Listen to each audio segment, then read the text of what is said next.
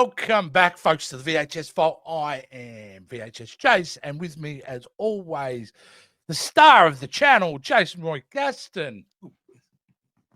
There we go. Greetings, everyone. It's so good for me to be here.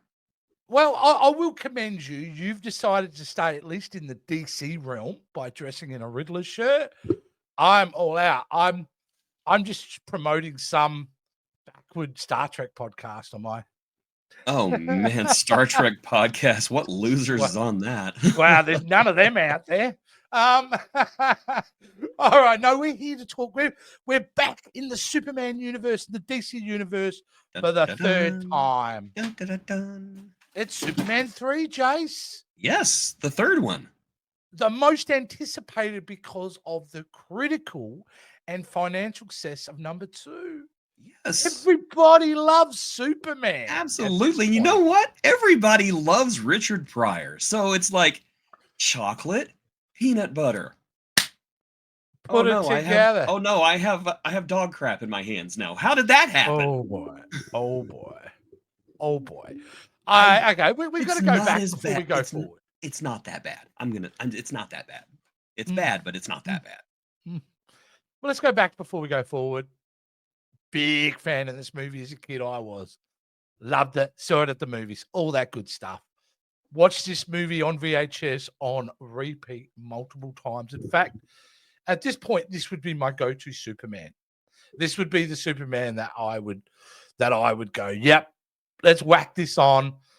You know, get your bowl of cereal. For me, it's usually a couple. And then dive into soups. Do you usually whack on to Superman movies? I'm just wondering.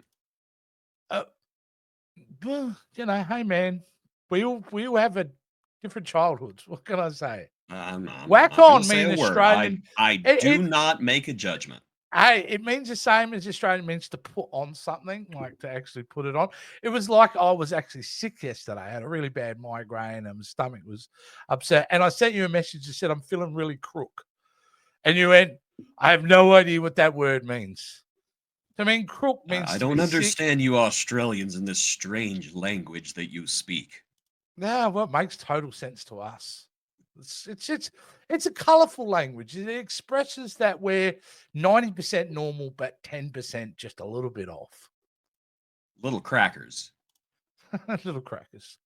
Nah, bickies. See, you call them crackers, we call them bickies. Let's just get on talking about Superman. Okay. Or as we call them, capey cape. Yeah, mate, it works for us. It works for us. And this movie as a kid worked for me big time, so I don't apologize to her. I had hundreds of hours of entertainment out of this film in that period in my life. What were your memories, Jace? Oh, goodness. So I did not see this in theaters. I saw it, as I did Superman 2, on Showtime. I just knew that I loved Superman 2, and all of a sudden Superman 3 is coming out, and I just think, oh boy. And then they said, oh, and Richard Pryor is going to be in it. And I thought, oh boy, I don't understand how this is supposed to work, but oh boy. And as a kid, I watched it, and I liked it. But I was aware that it was generally not thought highly of. A lot of people didn't like it, but my thinking was, well, obviously these people just don't know what fun is, because I thought it was fun. My dumb 12-year-old kid brain thought it was fun. And oh man, I laughed so much. It still kind of is, but not fun. It is just kind of, it's fun. Like fun in like going to see the last Twilight movie and making fun of it fun. Yeah. To me, this film's kind of like yogurt, though, Jason. It is great in the moment, but with age, doesn't get better, doesn't taste better. And certainly things you love the idea of when the yogurt was fresh now repulses you and makes you want to vomit in the future. And there is lots of that in this film. I think of what Jim Gaffigan once said about Hot Pockets. No, everybody always looks forward to the Hot Pocket, but no one is ever glad that they ate one. And that is Superman 3.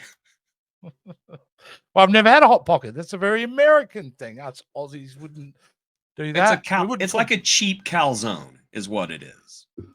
We'd call them something like, I don't know, burning Burning Pockies or something like that. We'd come up with some strange name for it. Rue Pockies, because Rues have got Pockies. Now, it's a Pocky Roo.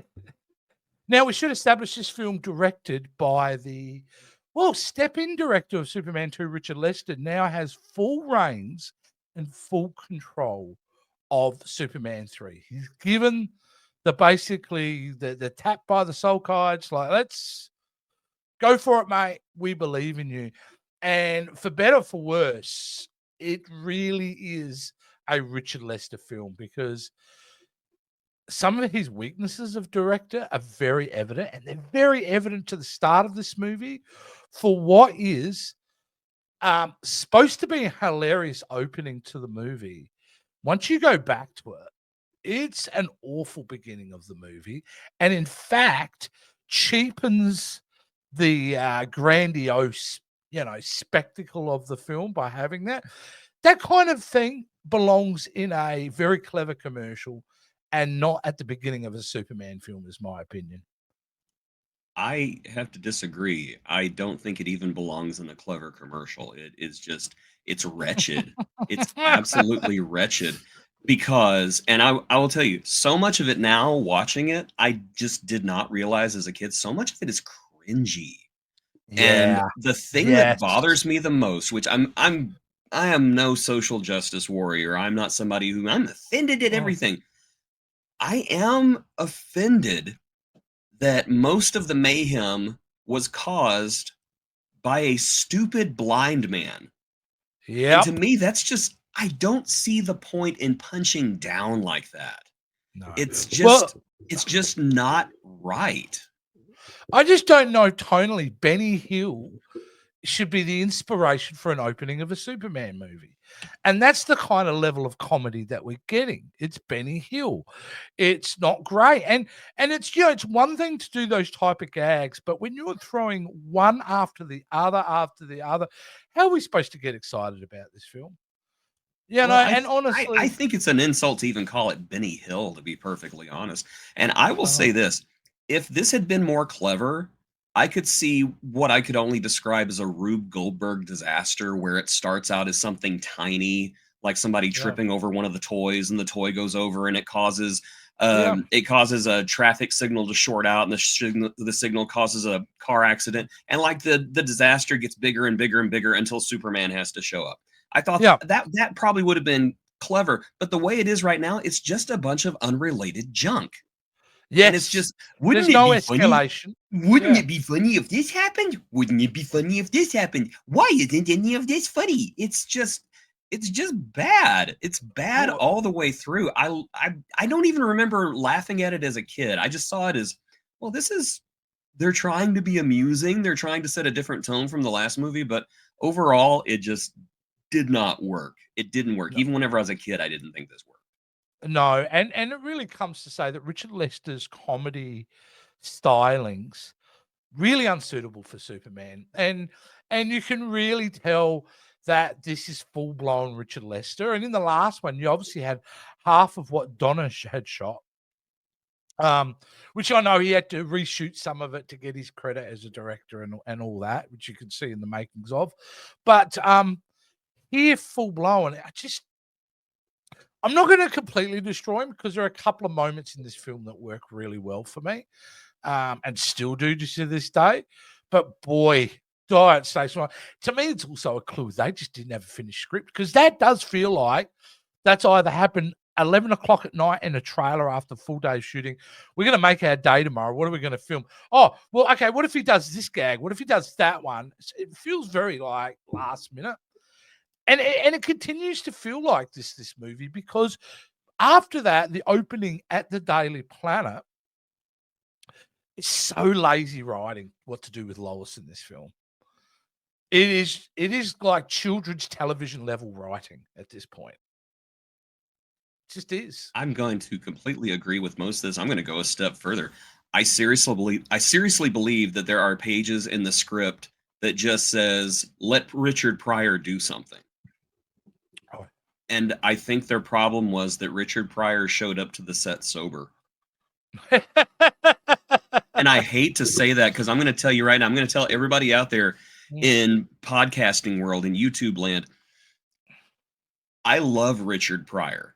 I Oh, love the man. he's a He comedy was one legend. of the he's a comedy legend. He was a seminal talent. He was a very troubled man, but at the same time, he took his pain and he turned it into joy for other people. Yeah. And I think it takes somebody very special to do that.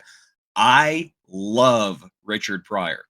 And in this movie, honestly, I see him as a strength, but I don't feel like he was completely in this movie either. I felt like he was phoning it in most of the time. Now there were certainly some scenes that I thought he was really good in. I really thought that the scene where he had to get drunk in the computer center with Lana's boyfriend or her old boyfriend, I thought he was terrific in that scene. But then there's other it added scenes. an extra layer. Yeah, it was Yeah, good. then there are other scenes where, for example, he is putting on skis for no reason on top of a building, talking about Superman turning a tornado inside out, and it's so telegraphed and it's Yeah. so laugh free, and you just know what's going to happen the entire time. And even the payoff whenever he lands on the street and he looks up, you go, ooh, ooh. Even then, it's like there's no direction. He doesn't know what to do. So I don't know if Richard Pryor just decided he wasn't taking any direction from Lester, or if Lester didn't know how to direct him. I just don't know. I don't know what went wrong, because Richard Pryor, I think, as I said, is a positive, but he should have been a humongous positive to this movie. Well, you know the origin of how he became involved in this film. It's pretty, if you've seen the making of. But basically, he was on Johnny Carson on the talk show at night one night, talking about how he'd seen Superman in the movie. And he got into this very expressive thing with Johnny where he was running around the stage and he was like, it was awesome. And I believed a man could fly. And obviously the makers went, ching, let's bring him in. But it feels like that was the character development. What he did on that Johnny Carson stage is literally his whole character is built around the moment when he reenacts her on top of that skyscraper later in the movie. And then in the most offensive joke, and there are a lot of offensive stuff in there, but offensive just from being funny and not funny, him falling off the building. And landing, like I said, it's telegraphed. You can tell what's going to happen a good 5 minutes before it happens. And here's doesn't the thing, work. Jason. Isn't the idea of having the man could fly, it should be grandiose and epic. Every time Superman flies in the movie and that, we are witnessing a miracle. We are witnessing something fantastical. But Richard Lester, everything is fantastical. You can fall off buildings. You can have this giant series of slapsticks comedies kind of happening. And it just takes away from the character and the idea of the Superman. It's great to have things sometimes which are a bit more enhanced and a bit more wacky, like Mr. Robert Vaughn, who I'm with you, Jason. I'm kind of steal your thunder. He was great. He was a great villain. Really good. I'm going to say what I said in the message. Robert Vaughn is a better Lex Luthor than Gene Hackman was. I said it, and I will not take it back. Well, I think he was better written. That was one character that was kind of better written because he had I kind of understood his idea, and he was evil. He was driven by his own ego. He can't satisfy his own quest for power. So, being like that, and being that he spends the entire film trying to execute that plan, is really great. And I love how he manipulates Richard Pryor. I think that's kind of really good. But Robert Vaughn was so was I don't know the actress who plays his sister, but she was wonderful in this film. And of course, Pamela Anderson, a very famous comedian from England, getting her opportunity to play what is essentially a smart, dumb, blonde bimbo, because she is uber smart. But yeah, there's so much about this movie that actually does work. I think the trio of villains worked very well. Even though, and I don't know, this is going to be such a weird thing for me to say.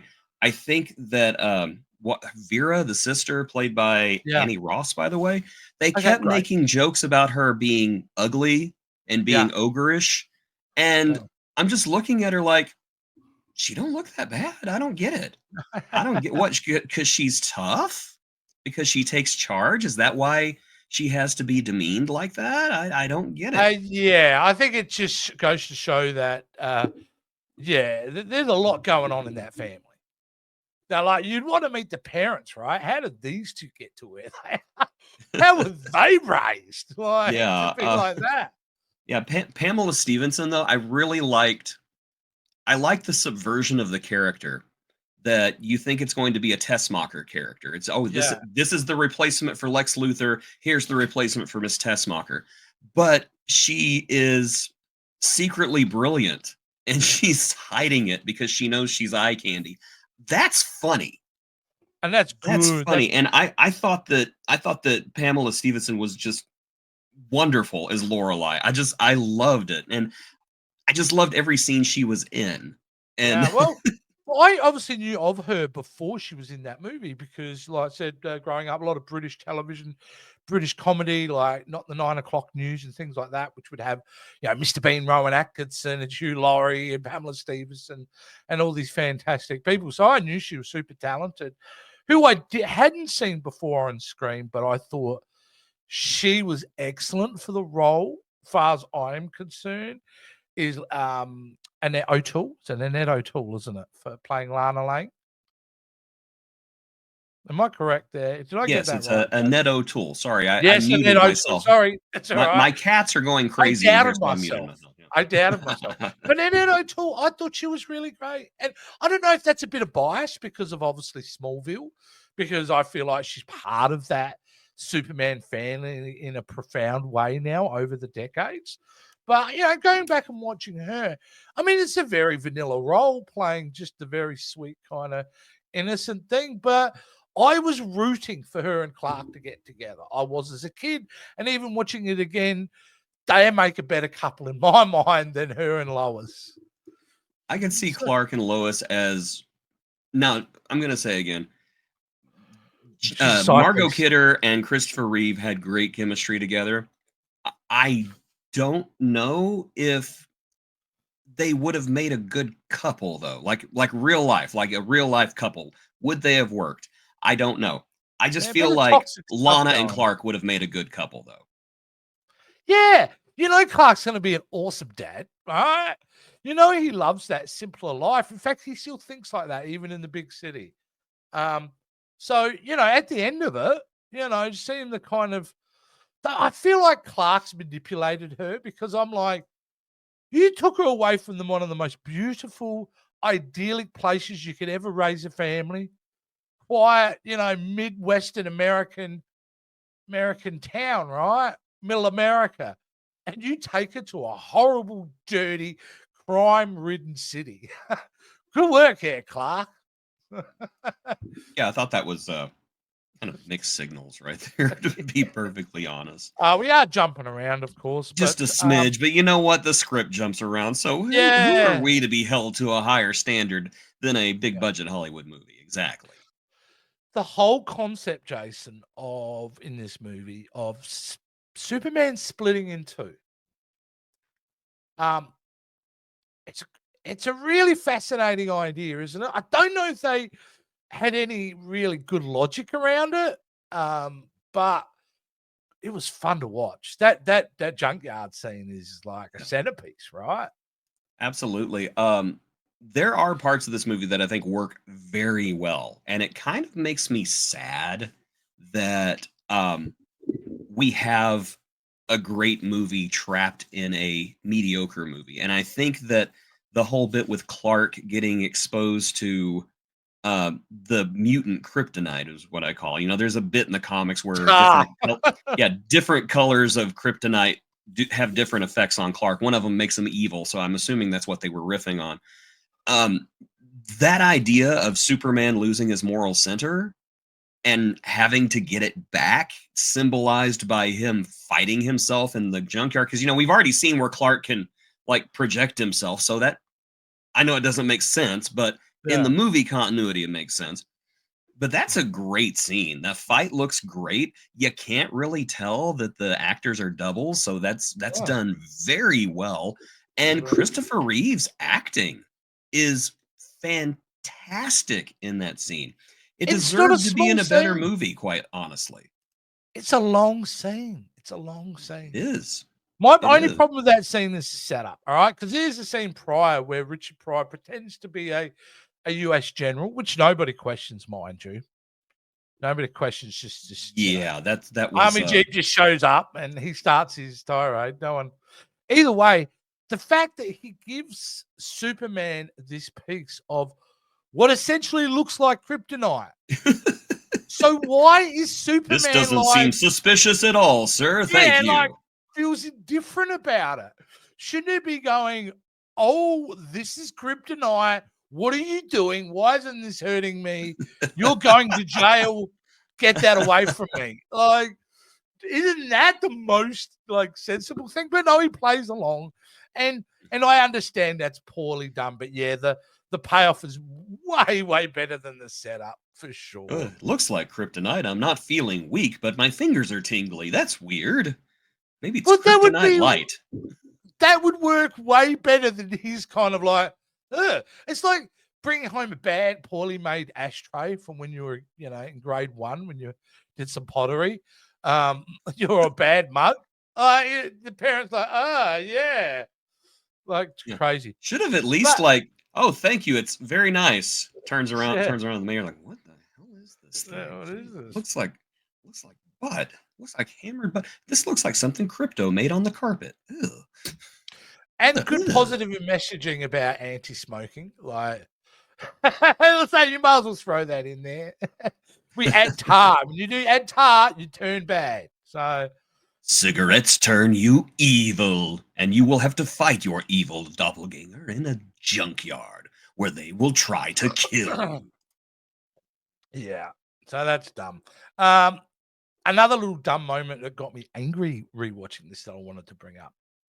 And it's a relatively harmless scene, but just what it represents and the fact that it represents how dumb sometimes this movie is actually when Clark goes out to a birthday party or a date. I get confused. I don't know if it's a date.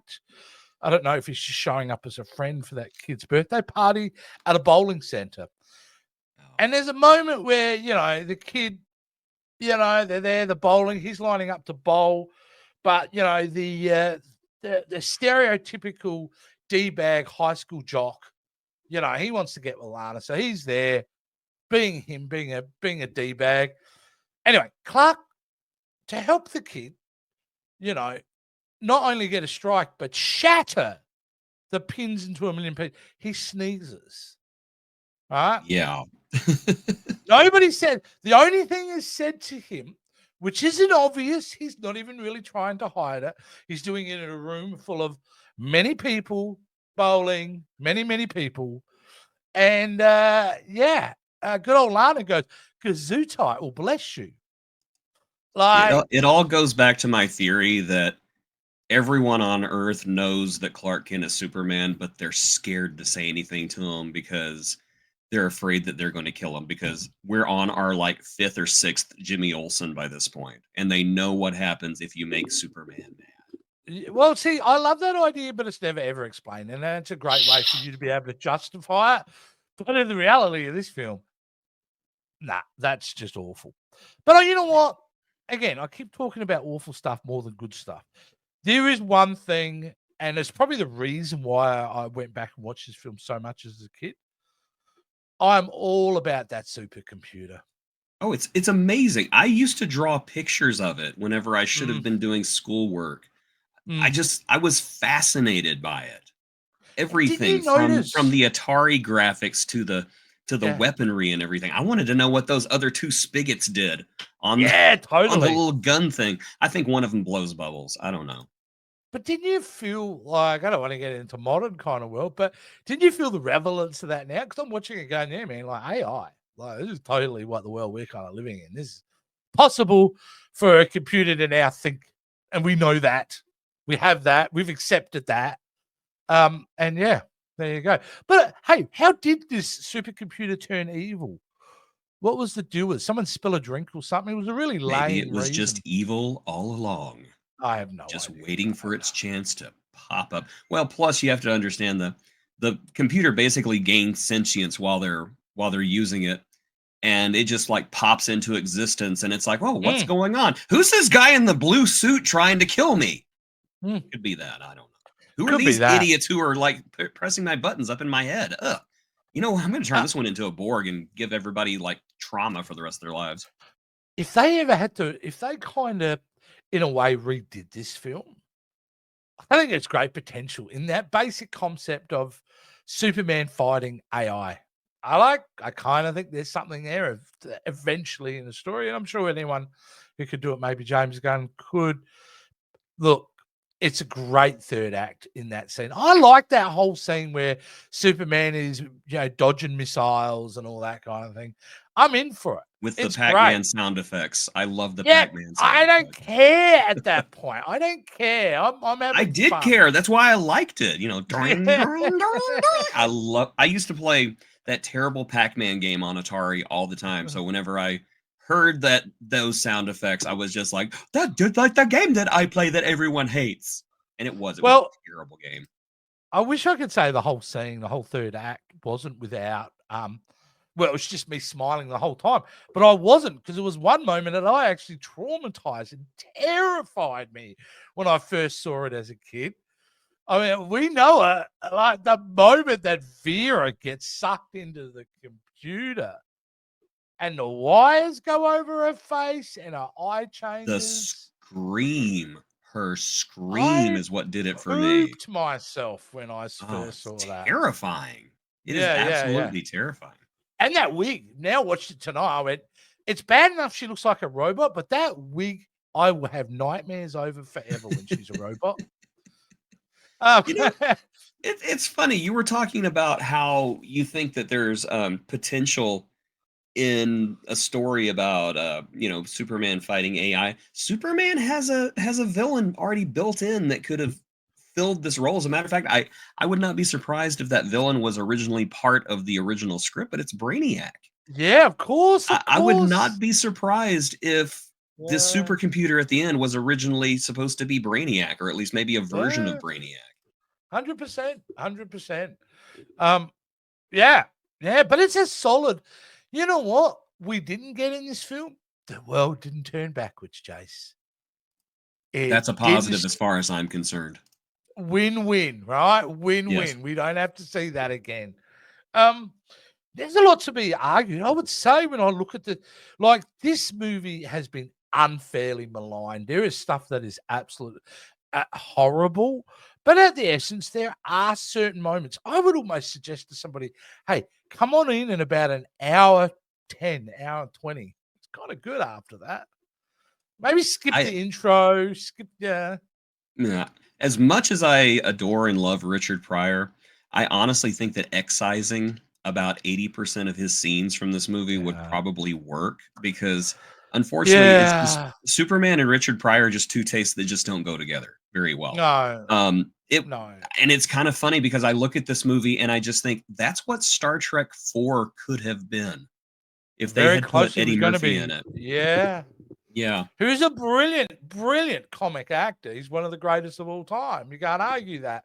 But it doesn't mean he's just going to work in a different, in a different scenario. And someone like, also the star of the show always should be Superman.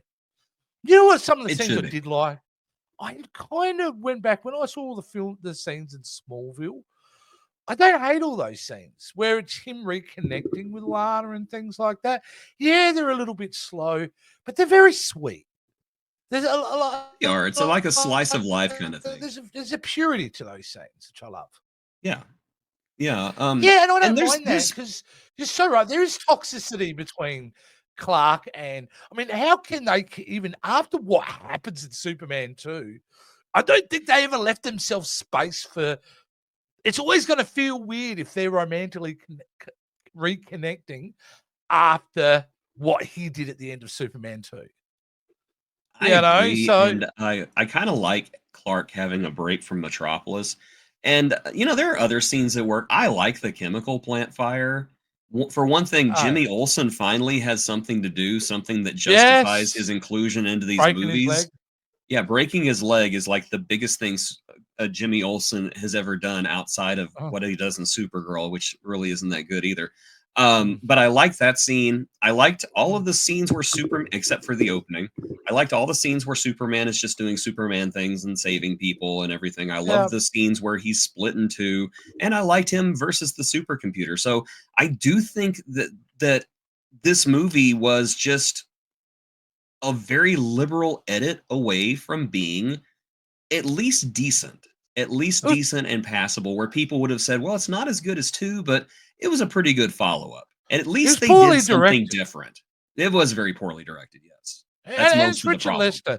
You've got to look. It's very evident. Even when he made, there was a film he did in the early '70s called The Three Musketeers. The one of our generation, Jason, you may know of. Kind of the older one. Not our generation. I suppose our generation's the Kiefer Sutherland, Charlie Sheen, Oliver Platt one. I think is I've our. never seen it. Oh, it's very early '90s. And Kiefer Sutherland. No, he made it, and that movie was very slapsticky and very kind of goofy. It's just like if every time there's a joke in there, you go, Richard, you get rid of that joke. I actually think if he doesn't do comedy,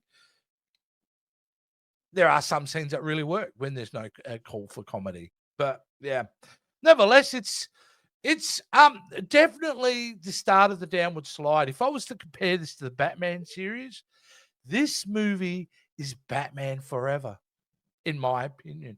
Meaning, I liked Batman Forever when I went and saw it in the cinema. I enjoyed the movie. I thought, yeah, they went a little bit campy, but they didn't go all the way.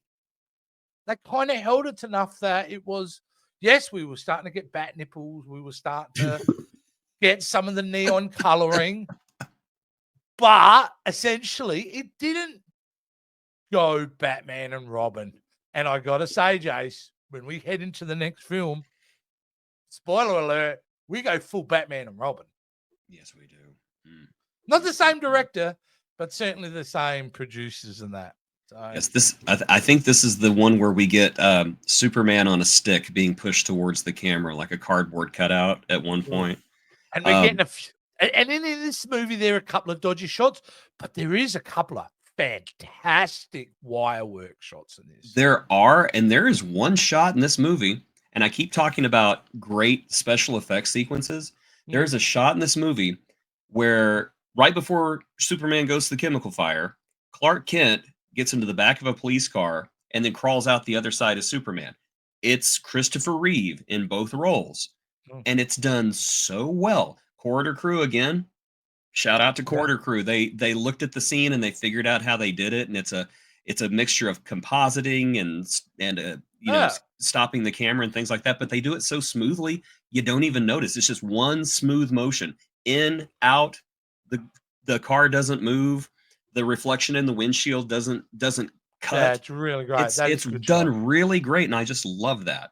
There are a couple of I'm moments. with you. Unfairly maligned movie. It's not great, but it's not the complete pile of garbage everybody says it is. No, definitely not. Definitely not. Yeah, I just wanted to mention a couple of great shots that I really loved. And one of them, my favorite shot, it's a very simple one, but it's literally Christopher Reeve on a rig flying across like a wheat, across on the wheat field. And he's only about a foot above the wheat, kind of flying across. And it's on the screen for 2 seconds. I'm going, wow, that's beautiful. And there's another one of the city when he takes off and then up and does a bend. And it's all in camera. Well, there was no compositing there. There's no changes there. That's literally him on a rig being pulled up and flying and banking to the right. Fantastic. So kudos for that. Kudos Christopher for Reeve, hang glider enthusiast. Gave us some of the best Superman flying scenes just because he knew what to do with his body. Do you know at the end of this film, Jace, Christopher Reeve was done with Superman. It was over far as he was concerned. Yeah, I know he was very dissatisfied with this movie, and he wanted out. He wanted out, which is understandable, even though I don't think this movie is as bad as its reputation says. I would understand why somebody would want out at this point. You know, you have a great director who is fired and replaced with this other director that messes up what could have been a really great duet of movies, and then all of a sudden you're doing a comedic sequel. So yeah, I think as a somebody who is invested into the character like Christopher Reeve was, I think I'd be done too. Well, I tell you where he's brilliant, because he used that negotiating tactic and the power of them wanting him to do another film to get a great deal for himself. When he ended up doing that Canon film, he not only he had to do Superman 4, but he got his his pet projects financed from it. So it actually, him coming back to do the fourth one worked out for him career-wise, in the sense that he got to do projects that he really wanted to do, which I think Yeah, and I'm sure that Christopher Reeve made sure that Superman 4 learned from the mistakes of Superman 3 and took itself far more seriously and gave us a Superman movie that we, the fans, would enjoy and deserved. I don't haven't hate seen you, John 4, so Pryor. I don't know. I'm just going to say I don't hate you, John Pryor. You certainly loved you at the beginning of your career. Hell, I even liked you in your sitcom 2.5 Men. I think you're a fine actor. But I'm about to rip hardcore on you in next Superman movie we do. If it makes you feel better, even he hates the movie. And he has no problem letting people know how much he hates the movie. But I will also say, John Cryer made a terrific Lex Luthor on Superman. Oh, he was it's a redemption tale for him. Fantastic. Yeah, it definitely was a redemption tale for him playing DC characters. Yes. Coming up. All right, fantastic. Well, Jace, that's what we're going to be doing in a couple of weeks. But what are we doing next week? What are we coming back to in the next episode of the VHS Vault? Let's see. Put me on the spot here. I believe that the next VHS Vault is going to premiere on a little holiday known as St. Patty's Day. I'm not sure exactly what that's about, but sure. Yeah, I think it's about copious amounts of drinking and regret. And so to celebrate this most auspicious day, we are going to be taking a look at a St. Patrick's Day family film that has been inspiring and bringing joy to generations of people for years and years and years. So be ready, be set, because we are going to be looking at The Leprechaun. I'm a leprechaun, and you can't get my pot of gold. The great Warwick Davis. I can't wait. I haven't seen a true story based on a true story in a while, so this will be great to watch Leprechaun. Oh, it's been a while, Jay. It's been a while, so I can't wait. It's been a while for me too, but I do remember the last time I watched the movie. I watched it for the first time after several years, and I thought, wow, this is so bad. It is so bad. It's just bad. But I will say, I still love Warwick Davis, and if he makes a Leprechaun movie, I'm gonna watch it. Hey, you may have gone into it thinking, oh, this is milk. And maybe when you've gone back to it, it's off milk. But maybe now it's fine cheese. Maybe it's gourmet cheese at this point. It's been so long. So perhaps. That's a long bow to stretch, Chase, but I'm going for it. All right, guys, thanks for watching the VHS Vault as normal. We love your support. It means a lot to us.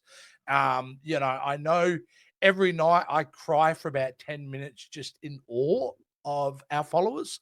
And so if you would like to continue to support us here and making us feel emotionally whole, Jason, how could they do that for us? Oh, excuse me a second. Hold on. What? Oh. So Damona says, please check out the video description below, and it includes a link to our Patreon, where you can join us for as little as $5 a month. Of course, if you want to pay us more, there's more perks, and there's some special things that we do for you. There may even be a few special things we do to you. And if you don't want to go through Patreon, well, guess what, ladies and gentlemen? This idiot figured out how to fix our page memberships on YouTube. So you can become a channel member and get these videos early. And again, that is it's a pittance. It's like $5. I think it's actually a little bit less than $5 to do that. Brilliant. So please come join us. We're having a good time, and we got a heck of a year planned for you here. Oh, it's all planned at out. the VHS Vault. Yes, we are so organized this year that I cannot wait for us to disappoint ourselves. It'll happen. It's 100%. going to happen, and it's going to be All right, his guys. fault. And the thing is, you'll be able to watch it each and every week. You'll see the decline in real time. Absolutely. Yeah, You will see us go from bright, shiny, visiting Smallville Superman to weird, creepy, sitting in a bar and flicking peanuts at the window Superman. Oh, all the way to the, what did they do to his upper lip? We'll get there eventually, too. Yeah, I'm out of here.